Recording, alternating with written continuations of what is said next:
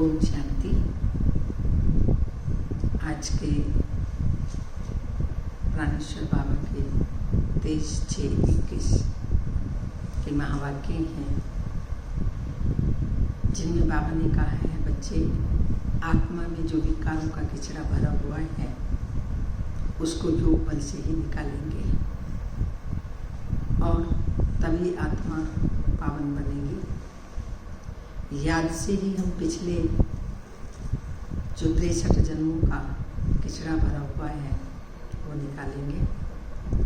आत्मा पावन बनती जाएगी, शुद्ध बनती जाएगी, पवित्र बनती जाएगी। तब ही बाबा ने कहा, बच्चे तुम घर चल सकेंगे। सिवाय बात की याद से किचरा नहीं निकल सकता और आत्मा घर नहीं जा सकती। इसके साथ साथ बाबा ने आज कई बच्चों को डायरेक्शंस दिए हैं, सावधानी भी दी है और साथ साथ शिक्षाएं भी दी हैं। सुनते हैं, मीठे बच्चे, याद से आत्मा का किचड़ा निकालते जाओ। आत्मा जब बिल्कुल पावन बने तब घर चल सके। क्वेश्चन है, इस अंतिम जन्म में बाप के किस डायरेक्शन को पालन करने में ही बच्चों का कल्याण है? आंसर है, बाबा कहते, मीठे बच्चे, इस अंतिम जन्म में बाप से पूरा पूरा वर्षा ले लो। बुद्धि को बाहर भटकाओ मत। विष को छोड़ अमृत पियो। इस अंतिम जन्म में ही तुम्हें 63 जन्मों की आदत मिटानी है। जो पुरानी आदतें हैं, पुराने संस्कार हैं, वह हमको बाप की याद से ही निकालने हैं। इसलिए रात दिन मेहनत कर देही अभिमानी बनो। मेहनत करनी है केवल देही अभिमानी बनने की। ओम शांति। शांति धाम विश्रामपुरी है। इस दुनिया से सब थके हुए हैं, चाहते हैं कि हम अपने सुख धाम में जाएं। ये दुनिया अच्छी नहीं लगती। स्वर्ग को देखते हो तो नरक से दिल कैसे लगे। कहते हैं, बाबा जल्दी करो, इस दुख धाम से ले चलो। बात भी समझाते हैं, यह तो छीछी दुनिया है। इनका नाम ही है डेविल वर्ल्ड। यह कोई अच्छा अक्षर है क्या? कहाँ डीटी वर्ल्ड और कहाँ डेविल वर्ल्ड। इस डेविल वर्ल्ड में सब तंग हो गए हैं, परंतु वापस कोई जा नहीं सकते। तमो प्रधानता की खाद पड़ी हुई है। वह खाद आत्मा से निकले, उसके लिए पुरुषार्थ कर रहे हो। जो अच्छे पुरुषार्थी हैं उनकी पहचान, अच्छे पुरुषार्थी हैं उनकी अवस्था पिछाड़ी में अच्छी हो जाएगी। ये पुरानी दुनिया खलास हो जाएगी। अब तो बाकी थोड़ी रोज है। जब तक बाप आकर वापिस ना ले जाए तब तक कोई भी वापिस जा नहीं सकते। दुनिया में दुख है ना, घर में भी कोई ना कोई दुख रहता है। तुम बच्चों के दिल में है, बाबा अब हमें दुखों से छुड़ाने आए हैं। जो अच्छे निश्चय बुद्धि है, पहले बाबा ने कहा अच्छे पुरुषार्थी, दूसरा बाबा बता रहे जो अच्छे निश्चय बुद्धि हैं वो बाप की याद को कभी भी भूलते नहीं। उनको कहा ही जाता है सर्व का दुख हरता। शिव बाबा है सर्व का दुख हरता, सुख करता। बच्चे ही पहचानते हैं। अगर सब पहचान ले तो फिर इतने सब मनुष्य कहाँ कर बैठे। यह तो हो न सके।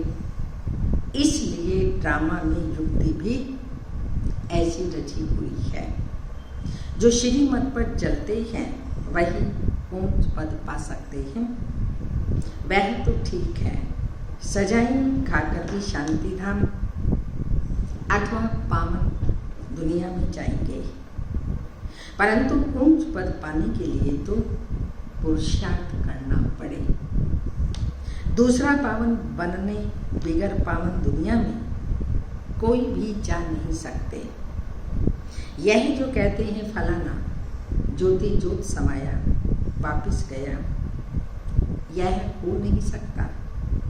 जो पहले सृष्टि पर आए हैं लक्ष्मी नारायण, वह भी वापिस नहीं जा सकते, तो और कोई जा कैसे सकते।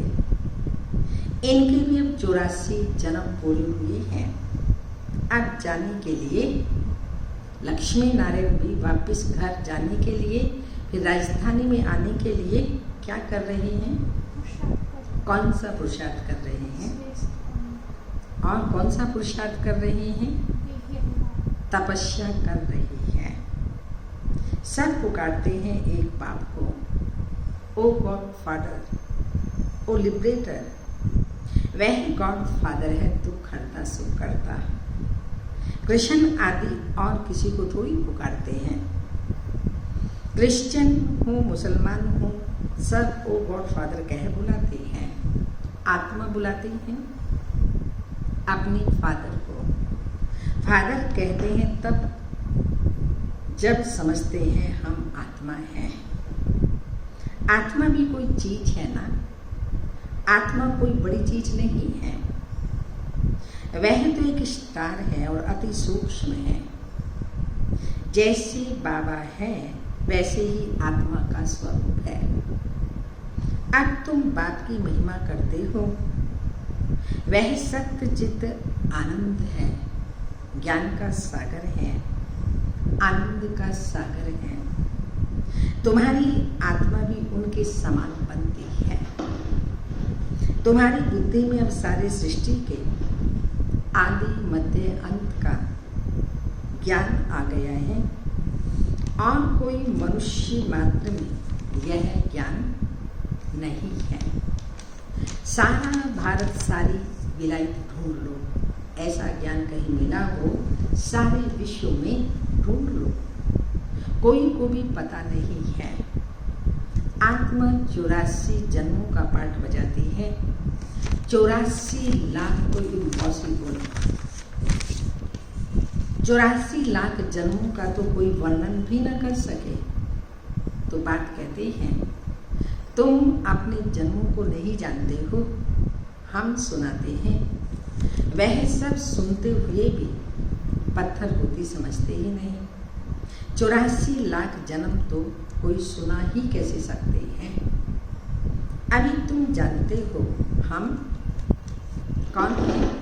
हम ब्राह्मण हैं। हमने 84 जन्म लिए हैं।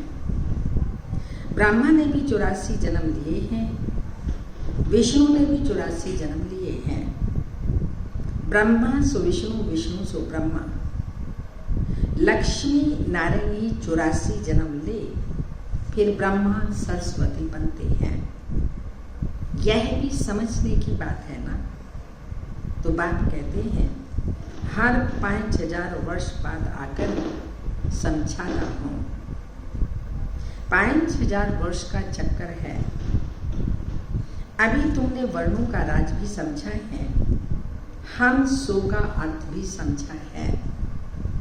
हम आत्मा सो देवता बनते हैं, फिर हम सो क्षत्रिय, हम सो वैश्य शूद्र बनते हैं।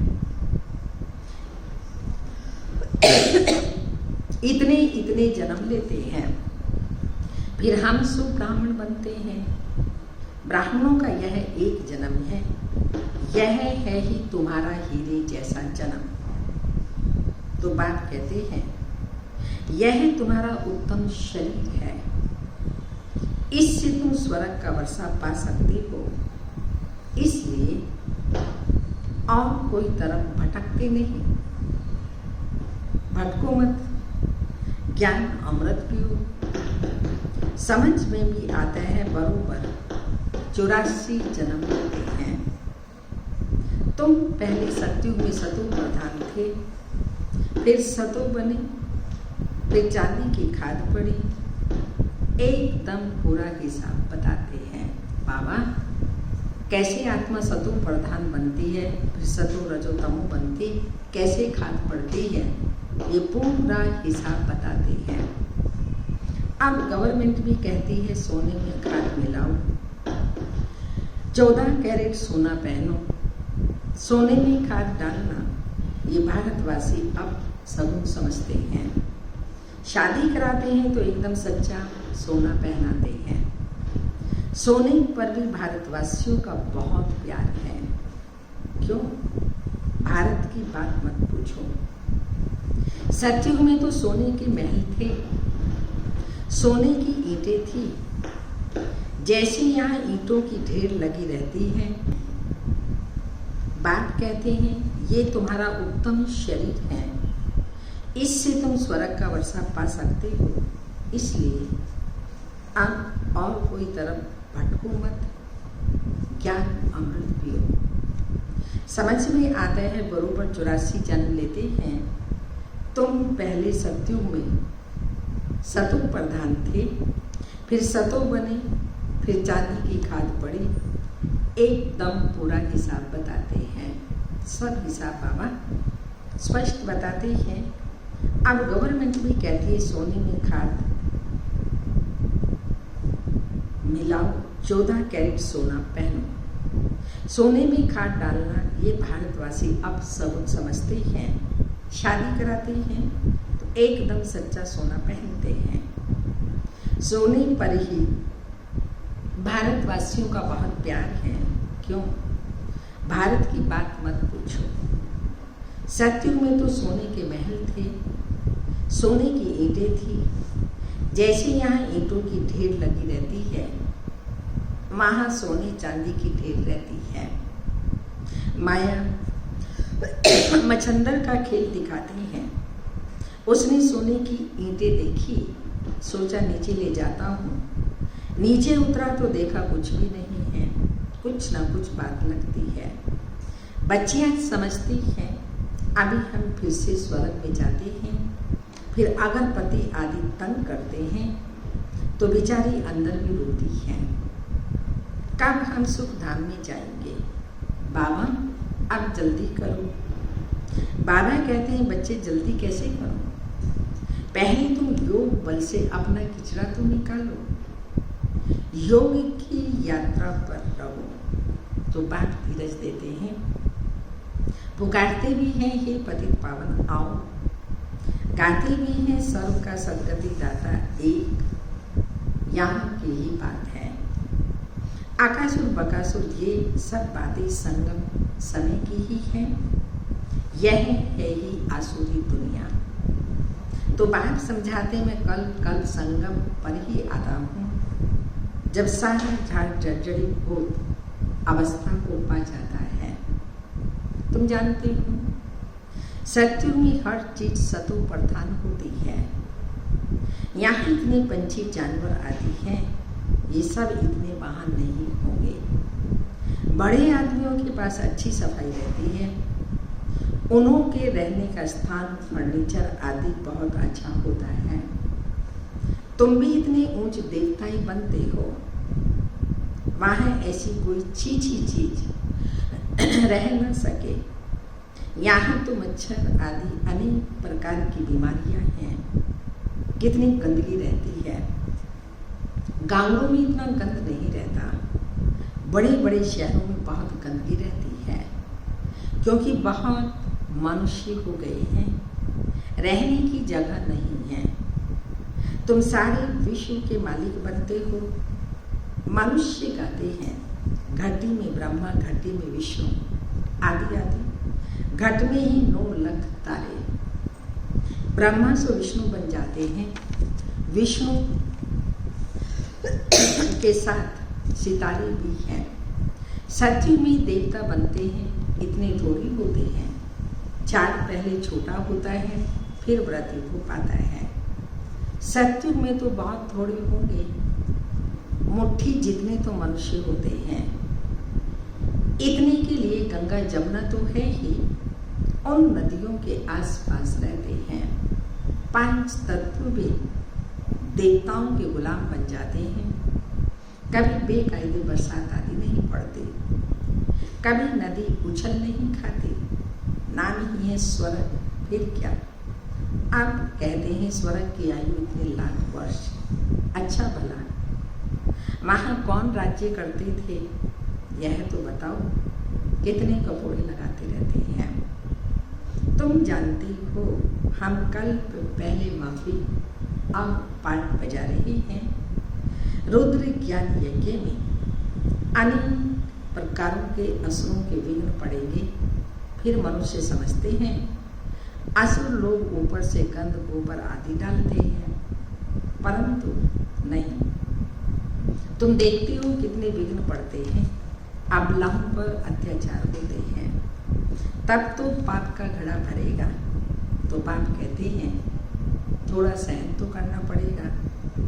तुम अपने बाप को याद करते रहो, मार खाने के समय भी बुद्धि में बाप को याद करो। शिव बाबा, तुमको तो बुद्धि में ज्ञान है, किसको फांसी पर चढ़ाते हैं तो पादरी लोग कहते हैं गॉड फादर को याद करो। ऐसे नहीं कहेंगे क्राइस्ट को याद करो। इशारा गॉड के लिए ही करते हैं, वह इतना लवली है।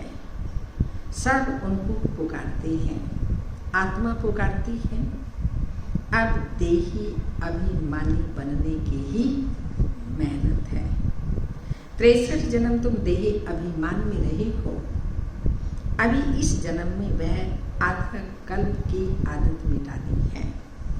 तुम जानते हो देही अभिमानी बनने से हम स्वर्ग के मालिक बन जाएंगे। कितनी ऊंच प्राप्ति है।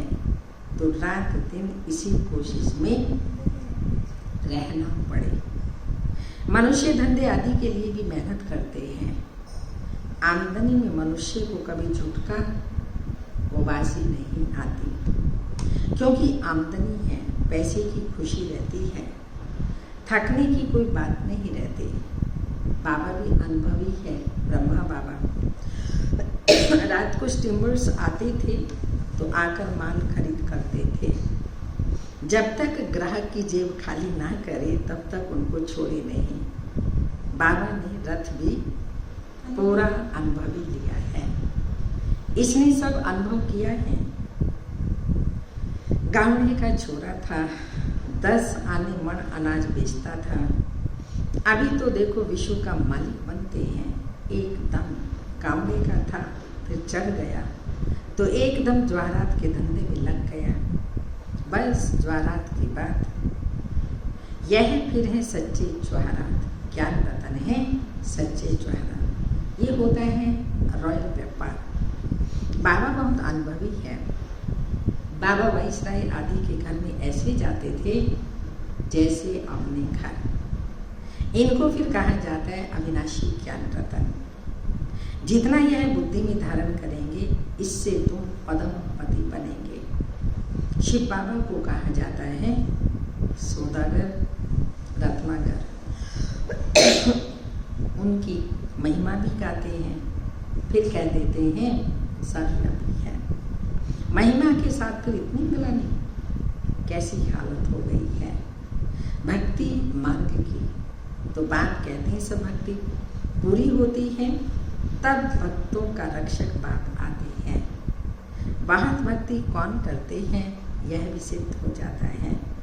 सबसे जास्ती भक्ति तुम करते हो, वही यहाँ आकर पहले पहले ब्राह्मण बनते हैं और बाप से वर्षा लेते हैं। फिर से पूज्य बनने का रावण ने पुजारी बनाया, बाप पूज्य बनाते हैं। यह है भगवान उपास्य। भगवान एक ही है, 2-3 भगवान होते नहीं। गीता भगवान की गाई हुई है। शिव भगवान उपास्य के बदले कृष्ण का नाम ठोक दिया तो कितना फर्क हो गया। ड्रामा अनुसार फिर भी गीता का नाम ऐसे ही बदलना है, जो बाप के बदले बच्चे का नाम डलना ही है। फिर बुलाते हैं हे पतित पावन आओ। बाप पावन बनाते हैं, राम पतित बनाते हैं। तो समझने की कितनी बुद्धि चाहिए। श्रीमत श्रेष्ठ श्रेष्ठ मत है ही एक बाप की। यह लक्ष्मी नारायण स्वर्ग के मालिक बाप की मत से ही बने हैं। अच्छा, मीठे मीठे सिक्के लदे बच्चों प्रति माता पिता बाप दादा का याद प्यार। Good morning, diamond morning. रूहानी बाप की रूहानी बच्चों को नमस्ते। कि रूहानी माता पिता बाप दादा को याद प्यार। गुड मॉर्निंग, डायमंड मॉर्निंग, ओम नमस्ते। धारणा के लिए मुख्य सार है, इस एक जन्म में 63 जन्मों के पुराने देही अभिमान की आदत मिटाने की मेहनत करनी है। देही अभिमानी बन स्वर्ग का मालिक बनना है। सेकंड पॉइंट, इस हीरे तुल्य उत्तम जन्म में इस बुद्धि को भटकाना नहीं है, सतुग प्रधान बनना है। अत्याचारों को सहन कर बाप से पूरा वर्षा लेना है। आज का वरदान, सोचना बोलना और करना, कथनी करनी। पहले सोच, फिर कथनी, फिर करनी। सोचना बोलना और करना तीनों को समान बनाने वाले सर्वोत्तम पुरुषार्थी भव। सभी शिक्षाओं का सार है कि कोई भी कर्म से देखने, उठने, बैठने, चलने, सोने से फरिश्ते पन ही दिखाई दे। चल रहे हैं फरिश्ते, देख रहे हैं फरिश्ते, बोल रहे हैं फरिश्ते, सो भी रहे हैं, ऐसा महसूस हो और दूसरे को लगे कि ये फरिश्ते सो रहे हैं। हर कर्म में अलौकिकता हो, कोई भी लौकिकता कर्म व संस्कारों में ना हो। सोचना, करना, बोलना समान हो। ऐसे नहीं कि सोचते तो थे ये कर लें, लेकिन कर लिया, कोई उल्टा कार्य या जो ना करने का था वो कर लिया। जब तीनों ही एक समान और बात समान हो, तब कहेंगे श्रेष्ठ सर्वोत्तम पुरुषार्थी।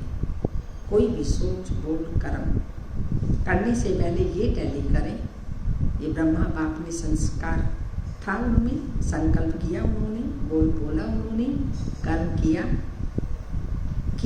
तो यस हम भी करें, और नहीं किया तो उस कर्म बोल सब कुछ छोड़ दें।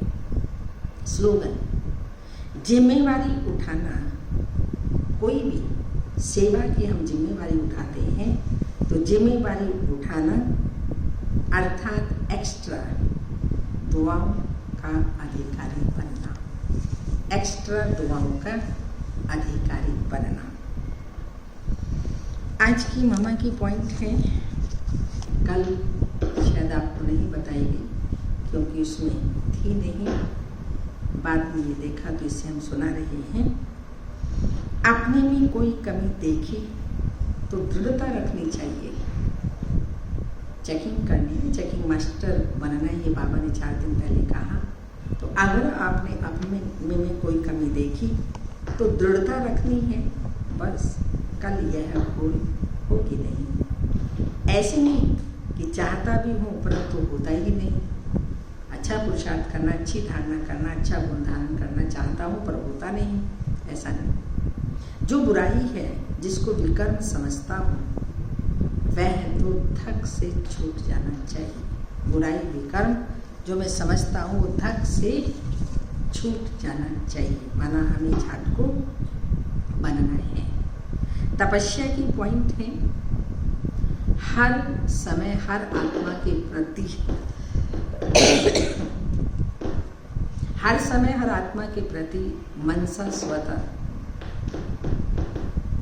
सॉरी आज का है 23 का, जैसे वाचा सेवा नेचुरल हो गई है, ऐसे मनसा सेवा भी साथ साथ और नेचुरल हो।